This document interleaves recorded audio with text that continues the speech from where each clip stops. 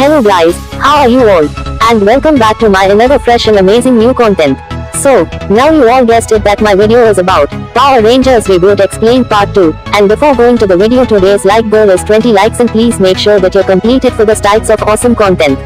Now without wasting any more time, let's begin. We all know that in 2025 there will be a reboot, and this news is very clear about the end of an era. This is obviously not the end of the Power Rangers, just a new beginning to change many things and look for a new audience since the previous one did not work. Let's remember that the Power Rangers was always aimed at a child audience. But now they're going to direct it towards an adult audience, and this is going to bring a lot of difficult changes. The producers are going to have to make very risky decisions, as this franchise has many important elements and they must identify the things that no longer work. In addition to this, they must also identify the style they want to give to the franchise from now on, as this is going to be the most important change and success may depend on it. There are many different styles, but for those who do not understand what this means, we are going to explain it in the easiest way we can. When shooting a project, you must define the style from the beginning, as this influences everything and all the elements must go the same way in order to achieve the goal. The first element that involves the style is the script, since the story will define whether you want a serious style, comedy, suspense, or a combination of several categories. With that script written, they can look for the actors they want for the characters, and sometimes they even must choose a specific director, since directors also have different styles. We saw this in the Justice League movie, which had two different versions, and this was because each version was made by a different producer. There we could see the difference of each style, as each director has a different vision of the movie. The actors can also change the style of the project, since there are actors who are very good in some styles but not in others. Another important element to consider for the style of a production is the lighting and colors. Light can change a mood when you are watching a movie. That's why horror movies are made with low light to create fear and uncertainty. In addition to this, colors also have an influence, since in those horror movies they use cold colors like blue and desaturated tones. However, in comedy films they use bright and warm colors such as orange and yellow. This difference in light and colors can be noticed a lot in Marvel and DC movies, as each franchise has its own style. Marvel includes a lot of comedy, and this is why their colors are always bright and use a lot of light. However, DC is different. Their style is serious and suspenseful. Because of this, their colors are dark and opaque. It is for this reason that many criticize the first version of Justice League, because the light and colors do not match the style of the franchise. The new Power Rangers producers must decide if they are going to have a bright style, a dark style, or a combination of both styles, which is quite risky. Despite being risky, only one Power Rangers production was able to achieve this combination of both styles, and that was the 1995 movie. In this movie, we could see that it had a serious and dark style. However, it had brief moments where the style was bright without being so invasive. To give you a better example of this, in the moment when the Rangers are fighting with the first monsters, we can see that the lighting style is dark with opaque colors, and this gave a bit of suspense to that battle. The Rangers had some moments of a bit of comedy, but the style remained serious and dark.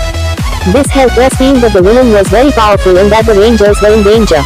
Then on the other planet, when the Rangers tried to find a new power, they had a battle with some monsters made of stone. In these scenes, the style changed completely as the colors were intense. The battle was during the day and the light was soft. This made us feel that the Rangers were in control and that the ninjutsu power was helping them defeat those monsters. In addition to this, it also made us feel that the Rangers were advancing and that they would soon be able to defeat the villain. This is why the style of a production is important, as it can make you feel different emotions, and if the producers don't know how to control this, then the whole thing can fail. Another Power Rangers movie that had a different style was the 2017 movie, as this project had a dark and serious style. This movie had a bit of comedy, and this is already normal in any superhero production. But the whole overall style of the movie was serious and dark. The lighting in this movie was always high contrast, its colors were always opaque, and there was always a lot of suspense. The style of this movie was one of the things that didn't fail in this production, because having given it that serious and dark style made the movie very different from what we were used to.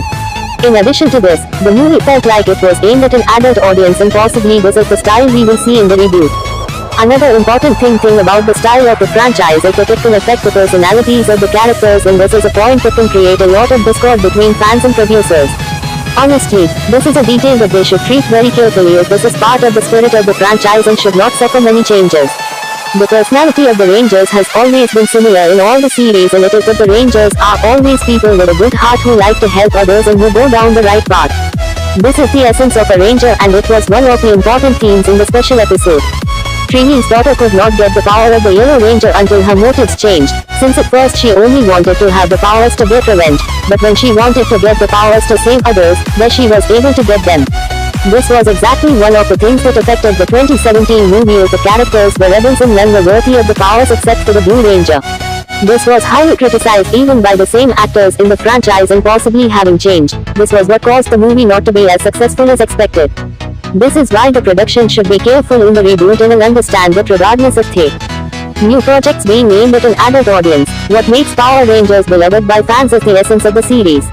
Things like the personality of the characters, people doing the right thing with good hearts and deserving to have the power. They can change the lighting style, the colors, the script, the director, and many other things, but they should never change the essence.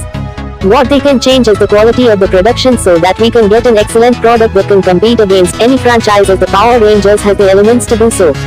Write in the comments the style you would like the franchise to be given in this reboot. Like this video and subscribe to continue improving the style of the Power Rangers. Thanks for watching and make sure that you hit the subscribe button as hard as you can for this types of thrilling content. Please guys subscribe, I beg you. Okay, if I hit 500 subscribers before June starts I will do whatever the top comment says. So, please subscribe and bye bye peace.